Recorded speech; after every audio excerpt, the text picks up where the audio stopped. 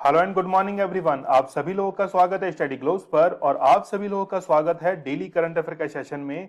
हम लोग लगभग डेली 70 से 80 क्वेश्चंस को कवर करके चलते हैं, चाहे फिर उसमें वन लाइनर क्वेश्चंस हो या फिर ऑब्जेक्टिव की फॉर्म में हो। तो चलिए शुरू करते हैं आज के बहुत ही बेहतरीन सेशन को। आप लोग मुझे इंस्टा पर फॉलो कर सकते हैं, जो भी आपकी क्वेरीज है वो मुझे पूछ सकते हैं। इसके साथ में ही लेक्चर की पीडीएफ विद आंसर्स आप लोगों को दीपक इंदौरा ऑफिशियल टेलीग्राम चैनल के ऊपर अवेलेबल करवा दी जाती है। कल की क्लास हमारी काफी इंपॉर्टेंट थी, जिसमें हम लोगों ने वीकली रिवीजन की क्लास ली थी और उसमें एमसीक्यू भी हम लोगों ने कवर किए थे और उसका एक क्विज जो था वो भी अपलोड किया था। क्विज को अपलोड करने में थोड़ी देरी हुई थी इंटरनेट का इश्यू होने के कारण, लेकिन अब जाकर आप लोगों को उस क्विज को अटेम्प्ट करना है और जो भी आपका स्कोर रहा है वो मुझे कमेंट सेक्शन में बताना है। तो चलिए शुरू करते हैं हम लोग आज के बहुत ही बेहतरीन 27 सितंबर के सेशन को। फर्स्ट क्वेश्चन आप लोगों के सामने है कि विश्व तीरंदाजी एथलीट समिति के लिए किस भारतीय तीरंदाज को चुना गया है। तो रिसेंटली अभिषेक वर्मा जो हैं इनको चुना गया है वर्ल्ड आर्चरी एथलीट कमिटी के लिए और 4 साल का इनका टेन्योर रहा है। यहां हम लोग देख सकते हैं कि अभिषेक वर्मा जो हैं वो एक इंडियन आर्चर हैं जिनको 4 साल के लिए चुना गया है और वर्ल्ड आर्चरी फेडरेशन जो है वो पूरा रेगुलेट करता है आर्चरी स्पोर्ट को। हम लोग बात करें वर्ल्ड आर्चरी फेडरेशन की तो इसको फाउंड किया गया था 4 सितंबर 1931 को, जिसके हेडक्वार्टर्स हैं लुज़ेर्न स्विट्जरलैंड में और प्रेसिडेंट काफी इंपॉर्टेंट है उगर एडर जो है वो इसके प्रेसिडेंट है। चलिए यहां पर वन लाइनर हम लोग कवर करते हैं। किस मंत्रालय ने door to door covid 19 vaccine लगाने के लिए मंजूरी दी है। तो मिनिस्ट्री ऑफ हेल्थ जो है इनके द्वारा यह मंजूरी दी है। देखिए इसके लिए सबसे पहला कदम जो है वो दिल्ली गवर्नमेंट के द्वारा उठाया गया था और फिर उसी को ही फॉलो अप किया था Jammu and Kashmir union territory के द्वारा। लेकिन अब जो है मिनिस्ट्री ऑफ हेल्थ ने ये पूरा निर्णय ले लिया है कि across the India door to door covid 19 की वैक्सीन लगाई जाएगी। लद्दाख में पर्यटन को बढ़ावा देने के लिए कौन सा हिमालयन फेस्टिवल जो है वो शुरू हुआ है। तो ये पहली बार जो है वो हिमालयन फेस्टिवल शुरू किया गया है। देखिए हिमालयन फेस्टिवल को मनाने का ऑब्जेक्टिव क्या है, हिमालय से रिलेटेड जितनी भी अवेयरनेस है उसको बढ़ाया जा सके। इसके साथ में ही मैं आप लोगों को बता दूं कि हिमालय जो है वो एक नवीन वलित पर्वत है, न्यू फोल्डेड माउंट है, जिसकी हाइट जो है वो दिन ब दिन बढ़ती जा रही है। क्योंकि आप लोगों को पता होगा कि एक तो है यूरेशियन प्लेट और एक है Indian plate, Indo Australian plate. जब दोनों के अंदर टक्कर हुई थी, कॉलिजन हुआ था, तो इसके कारण फोल्डेड माउंट जो है हिमालय वो बनना शुरू हुआ था, इसलिए अभी तक भी इसकी हाइट जो है वो बढ़ती जा रही है। नेक्स्ट आप लोग वन लाइनर देखिए, रक्षा मंत्रालय ने भारतीय सेना के लिए कितने अर्जुन टैंक का ऑर्डर दिया है। तो रिसेंटली 118 जो अर्जुन टैंक है इनका ऑर्डर दिया गया है। सेकंड क्वेश्चन आप लोग के सामने है कि ग्लोबल स्टार्टअप इकोसिस्टम रिपोर्ट 2021 में भारत का बेंगलोर शहर जो है वो कौन से स्थान पर रहा है। तो रिसेंटली 26वें स्थान पर जो है वो बेंगलोर शहर रहा है और बेंगलोर को हम लोग सिलिकॉन वैली ऑफ इंडिया कहते हैं। पूरे वर्ल्ड में सिलिकॉन वैली जो है वो कैलिफोर्निया को कहा जाता है, लेकिन भारत के लिए ये जो खिताब है वो बेंगलोर सिटी को दिया जाता है, क्योंकि बेंगलोर जो है वहां पर मैक्सिमम जितने भी इलेक्ट्रॉनिक्स से रिलेटेड मार्केट है वो काफी अच्छा डेवलप हुआ है। तो भारत का बेंगलोर शहर जो है उसने 26 रैंक इसके अंदर हासिल की है। यहां हम लोग देख सकते हैं कि टॉप 30 स्टार्टअप इकोसिस्टम रैंकिंग जो है पूरे वर्ल्ड में वो रिलीज की गई है और भारत की केवल एकमात्र सिटी जो है वो है बेंगलुरु जो इसके अंदर शामिल हुई है। और दिल्ली का जो स्थान है वो कौन सा है, 36 रैंक जो है वो किसकी है, दिल्ली की है। सिलिकॉन वैली की हम लोग बात कर रहे थे, इसमें फर्स्ट रैंक जो है वो कैलिफोर्निया की है, सेकंड रैंक पर न्यूयॉर्क है और थर्ड पर लंदन है। सबसे इंपॉर्टेंट फैक्ट ये है कि ये रिपोर्ट किसके द्वारा जारी की जाती है, स्टार्टअप जीनोम जो है इसके द्वारा जारी की जाती है। देखिए मैं आप लोगों को कुछ इंडेक्स बताता हूं, वो इंडेक्स आप लोगों को जरूर याद रखने हैं। जैसे हम लोग बात करें ग्लोबल जेंडर गैप इंडेक्स की, तो ग्लोबल जेंडर गैप इंडेक्स में भारत की जो रैंक है वो है 140, लेकिन इससे पहले जो रैंक थी भारत की वो थी 112। तो ये रैंक जो है वो रिसेंटली एग्जाम में भी पूछी गई थी। इसके बाद में आप लोग को याद रखनी है डेमोक्रेसी इंडेक्स। तो डेमोक्रेसी इंडेक्स में भारत की जो रैंक है वो है 53। डेमोक्रेसी इंडेक्स जो है वो काफी इंपॉर्टेंट है, इसमें भारत की रैंक 53 है। इससे पहले 51 रैंक थी और फर्स्ट पोजीशन पे कौन है, नॉर्वे जो है वो इसमें फर्स्ट पोजीशन पर रहा था। इसमें आप लोगों को ये जो है ये इश्यूअर ये जरूर याद रखना है। चलिए वन लाइनर हम लोग कवर करते हैं। भारत के किस राज्य में विश्व का सबसे ऊंचा इलेक्ट्रिक चार्जिंग स्टेशन जो है वो निर्मित किया गया है? तो रिसेंटली हिमाचल प्रदेश के अंदर इसको निर्मित किया गया है। आप लोगों को पता होगा कि दिल्ली से चंडीगढ़ के लिए जो हाईवे निर्मित है वो भारत का पहला इलेक्ट्रिक जो है हाईवे वो भी निर्मित किया गया था, क्योंकि वहां पर जितनी भी इलेक्ट्रिक कार्स हैं उनको चार्ज किया जा सकता है। नेक्स्ट देखिए, संयुक्त राष्ट्र की खाद्य एजेंसी के प्रमुख डेविड बैस्ली के मुताबिक किस देश में वर्तमान में 16 मिलियन लोग भुखमरी की ओर बढ़ रहे हैं? तो यमन जो कंट्री है वहां पर भुखमरी कुछ ज्यादा ही बढ़ती जा रही है, इसलिए 16 मिलियन जो लोग हैं वो किसकी तरफ बढ़ रहे हैं भुखमरी के लिए? देखिए, यूनाइटेड नेशंस की एक रिपोर्ट और है जिसमें यह बताया गया है कि पूरे विश्व में यानी कि 11 लोग जो हैं प्रति यानी कि 100 में से 11 लोग जो हैं वो किसका भुखमरी का शिकार वो हो जाते हैं। नेक्स्ट क्वेश्चन देखिए, किस राज्य के पूर्व राज्यपाल वाई एस डडवाल का 70 साल की उम्र में निधन हुआ है? तो रिसेंटली अरुणाचल प्रदेश के ये राज्यपाल थे जिनका हाल ही के अंदर निधन हुआ है। नेक्स्ट थर्ड क्वेश्चन आप लोग के सामने है, खादी और ग्रामोद्योग आयोग ने ओडिशा का पहला रेशम जो उत्पादन केंद्र है, ठीक है, first silk yarn production centre जो है वो कहां पर स्थापित किया है? देखिए, उड़ीसा काफी तेज गति से आगे बढ़ रहा है, या हम लोग बात करें स्पोर्ट्स के क्षेत्र में या फिर हम लोग बात करें टेक्नोलॉजी के क्षेत्र में, हर क्षेत्र में उड़ीसा अपना हर कदम जो है वो पिछले कदम से आगे बढ़ा रहा है। तो रिसेंटली कटक के अंदर ये प्रोडक्शन सेंटर जो है वो स्थापित किया गया है। यहां पर उड़ीसा के कुछ फैक्ट्स जो है वो आपको बताने जरूरी हैं।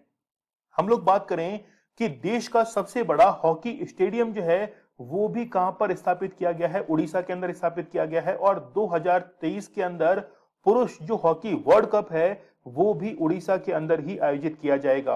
भारत का पहला फायर पार्क जहां पर फायर से रिलेटेड ट्रेनिंग्स दी जाती हैं वो भी कहां पर स्थित है? उड़ीसा के अंदर स्थित है। और आप लोगों ने एक नाम सुना होगा शष्मिता लैंका का। देखिए, शष्मिता लैंका का आप लोगों ने नाम सुना होगा। ये एक फॉरेस्ट रेंज ऑफिसर हैं जिन्होंने पेंगोलिन की तस्करी को रोका था और इसी के लिए यूनाइटेड नेशन का एशियन जो अवार्ड है वो भी इनको दिया गया था। तो कटक जो है ये इसके अंदर करेक्ट आंसर रहेगा। चलिए, यहां पर हम लोग देख सकते हैं कि khadi and village industries commission KVIC के द्वारा ये जो है ये सिल्क यार्न प्रोडक्शन सेंटर जो है वो स्थापित किया गया है। कहां पर? कटक के अंदर, जो कि उड़ीसा के अंदर स्थित है। नरेंद्र मोदी जी के एक भाषण को आप लोगों को जरूर याद रखना चाहिए, लोकल फॉर वोकल, ठीक है। तो वोकल जो है वो लोकल के लिए हमेशा तत्पर रहे, इसी के चलते ये जो प्रोडक्शन सेंटर है उसकी स्थापना की गई है। हम लोग बात करें केवीआईसी की तो इसका एस्टेब्लिशमेंट किया गया था 1956 में और हेडक्वार्टर्स है मुंबई के अंदर। चेयरमैन आप लोग देखिए विनय कुमार सक्सेना जो है वो इसके चेयरपर्सन हैं। वन लाइनर हम लोग कवर करते हैं कि किस संघ ने चंद्रमा के दक्षिणी ध्रुव पर एक क्रेटर का नाम आर्कटिक खोजकर्ता मैथ्यू हैंसन के नाम पर रखा है? तो इंटरनेशनल एस्ट्रोनॉमिकल यूनियन जो है IAU के द्वारा ये नाम जो है वो रखा गया है। देखिए, चंद्रमा के दक्षिणी ध्रुव का यहाँ पर नाम रखा गया है, ये जरूर आप लोग याद रखना। हाल ही में किसने पहली इन पर्सन समिट शिखर सम्मेलन की मेजबानी की है? तो जो बाइडेन के द्वारा इस सम्मेलन की मेजबानी की गई है। सिविल सर्विसेज में आप लोग को पता होगा कि बिहार के शुभम कुमार ने इस बार फर्स्ट रैंक जो है वो हासिल की है और 2 दशक के बाद में फर्स्ट रैंक बिहार से निकलकर आई है। सबसे ज्यादा सिविल सर्वेंट जो है वो यूपी के द्वारा दिए जाते हैं और उसके बाद जो रैंक आती है वो बिहार की ही रैंक आती है। नेक्स्ट क्वेश्चन देखिए, ये क्वेश्चन काफी इंपॉर्टेंट रहने वाला है वन लाइनर जो वनडे एग्जाम्स हैं उनके पॉइंट ऑफ व्यू से। तो recently press trust of India के फिर से अध्यक्ष जो हैं वो अवीक सरकार को बनाया गया है, रीअपॉइंट इनको किया गया है। इसका एस्टेब्लिशमेंट जो है वो 27 अगस्त 1947 को किया गया था। न्यू दिल्ली के अंदर इसके हेडक्वार्टर्स हैं और प्रेसिडेंट जो हैं ये वापस से रीअपॉइंट कर दिए गए हैं। चलिए, वन लाइनर आप लोग देखिए कि 2020 में दुनिया के 50 सबसे प्रदूषित शहरों में से किस शहर को दूसरा सबसे प्रदूषित शहर चुना गया है? तो रिसेंटली गाजियाबाद जो है वो पूरे वर्ल्ड के अंदर दूसरा प्रदूषित यानी कि पॉल्यूटेंट सिटी जो है वो चुना गया है। विश्व एथलेटिक्स अंडर 20 चैंपियनशिप के 2021 संस्करण की मेजबानी कौन सा देश कर रहा है? तो केन्या के द्वारा ये मेजबानी जो है वो की जा रही है। केन्या की कैपिटल क्या है? केन्या की कैपिटल है नैरोबी। भारत की पहला स्मार्ट स्वास्थ्य कार्ड योजना किस राज्य में शुरू करने के लिए तैयारी की गई है, तो उड़ीसा के अंदर ये जो है वो शुरू किया जाएगा। तो पहला स्मार्ट स्वास्थ्य कार्ड योजना जो है वो उड़ीसा के अंदर शुरू की गई है। चलिए, पांचवा क्वेश्चन जो है ये भी काफी इंपॉर्टेंट है कि रिसेंटली क्वाड की एक समिट आयोजित की गई है, और वो आयोजन कहां पे हुआ है? तो अमेरिका के अंदर इसका आयोजन किया गया है। देखिए, कोविड पेंडेमिक के बाद में पहला ये जो है क्वाड समिट, ये व्यक्तिगत रूप से, मतलब कोई भी वर्चुअली नहीं आयोजित किया गया है, ये पर्सनली आयोजित किया गया है फिजिकल तौर पर, और अमेरिका के अंदर ये आयोजित किया गया है। हम लोग बात करें क्वाड कंट्रीज की, तो क्वाड कंट्रीज में 4 इंपॉर्टेंट कंट्रीज है, जिसमें हम लोग बात करें, एक तो है ऑस्ट्रेलिया, ऑस्ट्रेलिया के बाद में फिर है जापान, इंडिया और यूएसए। तो क्वाड के अंदर 4 कंट्री जो हैं वो शामिल होती हैं, लेकिन चाइना को इसे लेकर आपत्ति है। चाइना जो है वो इन क्वाड कंट्रीज को एशियन नाटो का नाम देता है। यहां आप लोगों के लिए एक बहुत ही इंपॉर्टेंट पर्सन है जिनका नाम है स्नेहा गुप्ता। रिसेंटली इन्होंने क्या किया है कि यूनाइटेड नेशंस के अंदर संबोधन दिया है, अपना स्पीच दिया है। किस बात के लिए दिया है? देखिए, जब भी कोई कंट्री यूनाइटेड नेशंस के अंदर अपना स्पीच देती है, तो जिस भी कंट्री के अगेंस्ट में वो बात कही जा रही है, तो वो कंट्री जो है वो अपनी बात रख सकती है। पहली बार उसे रिप्लाई देने के लिए 10 मिनट दिए जाते हैं, और दूसरी बार उसे रिप्लाई देने के लिए 5 मिनट का समय दिया जाता है, और इसे ही कहा जाता है आंसर ऑफ रेस्पॉन्स। मतलब जो भी कंट्री, जैसे पाकिस्तान ने इंडिया के बारे में कहा, तो इंडिया ने क्या किया, उसका रिप्लाई किया, तो रिप्लाई ऑफ रेस्पॉन्स जो है वो भी इसे कहा जाता है। और भारत की ओर से स्नेहा दुबे जो हैं, इन्होंने अपना स्पीच दिया। 2012 की ये आईएफएस ऑफिसर हैं, और काफी तेज तर्रार ये मानी जाती हैं। चलिए, यहां हम लोग देख सकते हैं कि रिसेंटली जब क्वाड की मीटिंग्स आयोजित करवाई गई है, तो वहां पर वैक्सीन के लिए टोटल 7.9 करोड़ वैक्सीन जो है वो भी अलॉट की गई हैं। बात करें हम लोग क्वाड कंट्रीज की, तो क्वाड के अंदर इंडिया, अमेरिका, ऑस्ट्रेलिया और जापान जो हैं वो शामिल होती हैं। क्यों शामिल होती है, क्या ऑब्जेक्टिव है? To protect the interest of democratic countries in the Indo Pacific region and to solve global challenges. Global challenges का मींस है चाहे वो टेररिज्म से रिलेटेड हो या फिर अदर कोई इकोनॉमिकल इश्यू हो, तो उससे रिलेटेड जो भी चैलेंजेस आ रहे हैं उससे निपटने के लिए ही ये अलायंस जो है वो निर्मित हुआ है। लेकिन चाइना जो है वो उसे as a Asian NATO recognize करता है, और ये मीटिंग जो है वो व्हाइट हाउस के अंदर कंडक्ट करवाई गई है। चलिए, वन लाइनर हम लोग देख लेते हैं कि भारत और नेपाल के बीच में रिसेंटली एक मिलिट्री एक्सरसाइज कंडक्ट करवाई गई है, सूर्य किरण।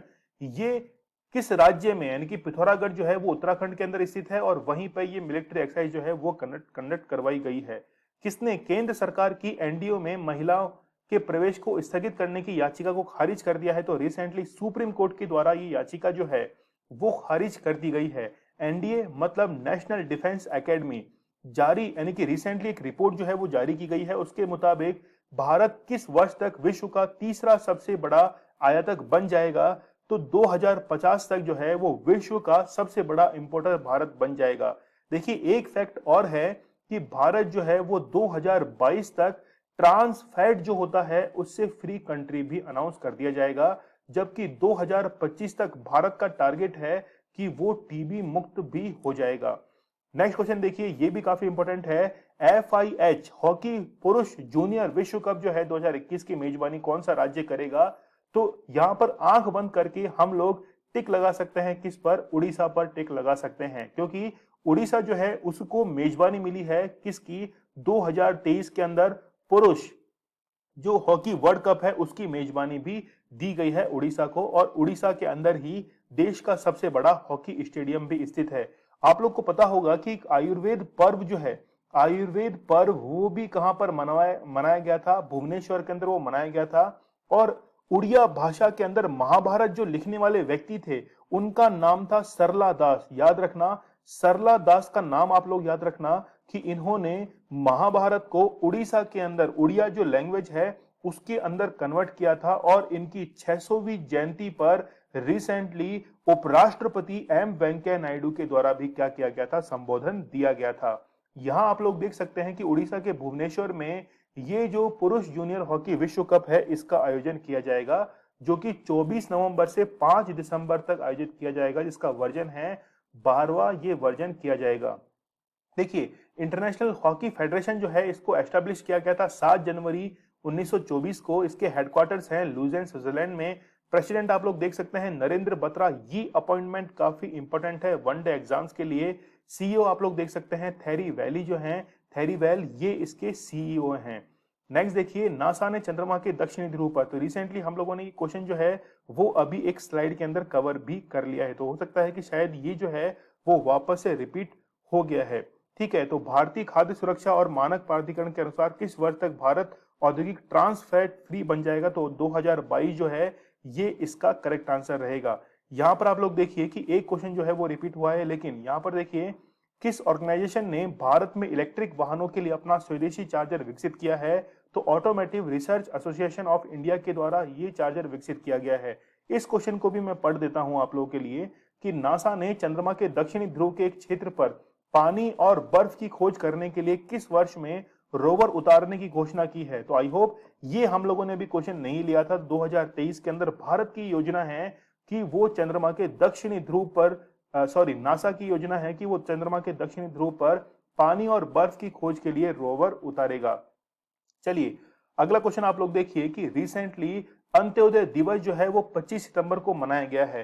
तो ये किसे चिन्हित करने के लिए मनाया जाता है हर साल? तो पंडित दीनदयाल उपाध्याय जो है इनके जन्म दिवस पर अंत्योदय दिवस जो है वो मनाया जाता है। और आप लोगों ने अंत्योदय योजना के बारे में भी सुना होगा, जिसके तहत जो फूड है वो सप्लाई किया जाता है बीपीएल के लिए। ठीक है, तो जैसे मान लीजिए कि 5 किलो अनाज है, तो ऐसा जितना भी फूड है वो दिया जाता है अंत्योदय योजना के तहत। तो दीनदयाल उपाध्याय जो है इनका जन्म हुआ था 1916 के अंदर मथुरा में, और इन्होंने भारतीय राष्ट्रीय आंदोलन के लिए बहुत ही बेहतरीन काम किया है। तो यहाँ हम लोग देख सकते हैं कि ऑफिशियली इसको सेलिब्रेट किया गया था 2015 से, लेकिन 25 सितंबर 2014 को जब मोदी गवर्नमेंट आई थी तो उसके साथ ही ये जो अंत्योदय दिवस है इसको डिक्लेयर किया गया था। यहाँ पर आप लोग देख सकते हैं काफी अच्छी एक लाइन है। अंत्योदय का मीन्स होता क्या है?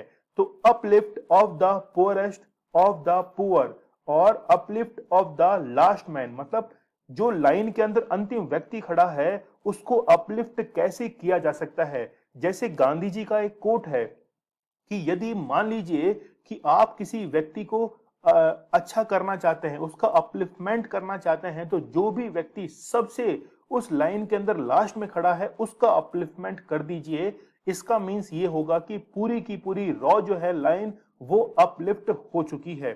ठीक है, चलिए बढ़ते हम लोग आगे। तो पंडित दीनदयाल उपाध्याय जो हैं ये जनसंघ के प्रमुख नेताओं में से एक थे, जिनका जन्म 1916 के अंदर कहां पर हुआ था? मथुरा के अंदर इनका जन्म हुआ था। और 1953 से 1968 तक भारतीय जनसंघ के ये नेता भी रह चुके हैं। इन्होंने ह्यूमैनिटीज, इकोनॉमिस्ट, जर्नलिस्ट और फिलोसोफर भी ये रह चुके हैं, और पॉलिटिशियन तो बेशक ये रहे ही हैं। चलिए बढ़ते हम लोग आगे। यहां पर आप लोग देख सकते हैं ये काफी इंपॉर्टेंट है, आप लोगों को काफी इंस्पायर भी करेगा कि इन्होंने सिविल सर्विसेज का एग्जाम जो है वो भी पास किया था। किसके द्वारा? दीनदयाल उपाध्याय जी के द्वारा। ठीक है, चलिए केंद्रीय और अंतरिक्ष राज्य मंत्री का नाम बताइए जिन्होंने जम्मू में निर्यात प्रोत्साहन केंद्र जम्मू हाट का उद्घाटन किया है। तो डॉक्टर जितेंद्र सिंह जो है इनके द्वारा जम्मू हाट का उद्घाटन किया गया है। पंजाब के मुख्यमंत्री चरणजीत सिंह चन्नी ने किसे राज्य का नया मुख्य सचिव, चीफ सेक्रेटरी जो है वो अपॉइंट किया है? अनिरुद्ध तिवारी जो हैं वो अपॉइंट हुए हैं। देखिए, चीफ मिनिस्टर के पास में ही यह शक्ति होती है कि वो चीफ सेक्रेटरी को यहां पर अपॉइंट कर सकते हैं और उन्हें पद से हटा भी सकते हैं। नेक्स्ट देखिए, सरकार ने शोध को बढ़ावा देने के मकसद से शिक्षण संस्थानों का पेटेंट शुल्क कितने प्रतिशत तक घटा दिया है? तो 80% जो है वो घटा दिया गया है। नेक्स्ट क्वेश्चन देखिए, काफी इंपोर्टेंट बुक है जंगलनामा। इस पुस्तक के लेखक कौन हैं? तो इस पुस्तक के लेखक जो हैं वो हैं अमिताभ घोष। जंगलनामा आप लोग को याद रखनी है। चलिए, अमिताभ घोष जो हैं वो पोयम लिखते हैं, पोइट हैं, और इन्होंने यहां पर आप लोग देख सकते हैं कि सुंदरबन के गांव में लोकप्रिय बॉन बीवी जो हैं इनकी कथा के लिए ये बुक जो है वो लिखी है, और नाम आप लोग जरूर याद रखना क्या है? जंगलनामा इस बुक का नाम है। नेक्स्ट क्वेश्चन आप लोग देखिए, recently which scheme was launch by prime minister Narendra Modi to digital health service. तो रिसेंटली यानी कि आज के दिन 27 सितंबर को जो है वो इसको लॉन्च किया जाएगा और इस योजना का नाम है prime minister digital health mission जो है वो इस योजना का नाम है। तो यहाँ आप लोग देख सकते हैं कि एक इंफ्रास्ट्रक्चर जो है वो प्रोवाइड कराने के लिए हम लोग कौन से इंफ्रास्ट्रक्चर की बात कर रहे हैं। देखिए, हर गांव तक, हर जिले तक, हर कस्बे तक डिजिटल फैसिलिटीज प्रोवाइड कराने के लिए इंफ्रास्ट्रक्चर का होना जरूरी है। जैसे हम लोग बात करें नेट की, हम लोग बात करें पीसीस की, कंप्यूटर्स, लैपटॉप्स की, इनकी बात करें तो इसी को ही हम लोग कहेंगे कि इंफ्रास्ट्रक्चर जो है वो डेवलप किया जा रहा है। तो यहाँ हम लोग देख सकते हैं कि इसके तहत जो है वो एक आईडी डेवलप की जाएगी और उस इंफ्रास्ट्रक्चर को डेवलप किया जाएगा। आप लोग को पता होगा कि 23 सितंबर को भी 23 सितंबर को आयुष्मान भारत योजना जो है उसकी शुरुआत भी की गई थी, जिसमें 5 लाख का बीमा जो है वो भी किया जाता है। चलिए, अगला क्वेश्चन जो है वो काफी इंपॉर्टेंट है कि when was the international day for the complete abolition of nuclear weapon. तो रिसेंटली ये जो है 26 सितंबर को ये दिवस मनाया जाता है। लेकिन परमाणु हथियारों के लिए जितने भी न्यूक्लियर एक्सपेरिमेंट है वो तो करना जरूरी है। जितने भी डेवलप्ड नेशंस हैं उन्होंने तो न्यूक्लियर एक्सपेरिमेंट करके सारे डेटा जो हैं वो तो कलेक्ट कर लिए हैं और अब डेवलपिंग नेशन जैसे भारत के ऊपर वो अपनी शर्तें जो हैं उनको आरोपित करते हैं।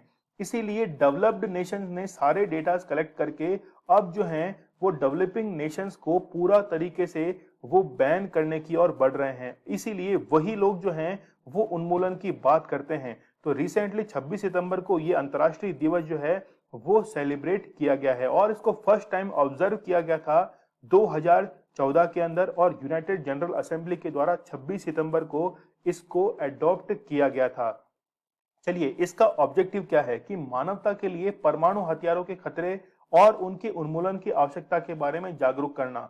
तो ह्यूमैनिटी जो है उसको बचाने के लिए न्यूक्लियर वेपन जो है इनको प्रॉपर एबॉलिश करने के लिए ही डे जो है वो 26 सितंबर को सेलिब्रेट किया जाता है। चलिए, अभी हम लोग मंथली रिवाइज कर रहे हैं और जुलाई मंथ का रिवीजन हम लोग लेकर चल रहे हैं। फर्स्ट क्वेश्चन आप लोग के सामने है, विश्व की पहली कंजुगेट वैक्सीन सोवरान 2 किस देश के द्वारा विकसित की गई है। तो क्यूबा के द्वारा ये विकसित की गई है। यहाँ पर आप लोग देख सकते हैं कि क्यूबा की कैपिटल जो है वो है हेती और ये कहां पर स्थित है, कैरिबियन सी के अंदर स्थित है। यहाँ पर आप लोग डेफिनेशन जो है वो भी देख सकते हैं सोबराना 2 की। विश्व का पहला खाड़ी देश जो है वो कौन सा है जिसमें इजराइल में दूतावास निर्मित किया गया है। तो रिसेंटली यूएई के द्वारा इजराइल के अंदर एम्बेसी निर्मित की गई है। अनुच्छेद 340 के तहत गठित ओबीसी आयोग का कार्य विस्तार कब तक के लिए कर दिया गया है। तो 31 जनवरी 2022 तक के लिए कर दिया गया है। किस देश के द्वारा अंतरिक्ष में स्पेस राइस मिशन के तहत धान उगाने में सफलता प्राप्त की है। तो रिसेंटली चाइना के द्वारा ये सफलता प्राप्त की गई है। देश में पहली बार कौन से रेलवे स्टेशन पर 5 स्टार होटल का निर्माण किया गया है। तो रिसेंटली गांधीनगर जो रेलवे स्टेशन है यहाँ पर निर्माण किया गया है। राज्यसभा में नेता किसे नियुक्त किया गया है। लीडर जो है राज्यसभा के वो पीयूष गोयल को अपॉइंट किया गया है।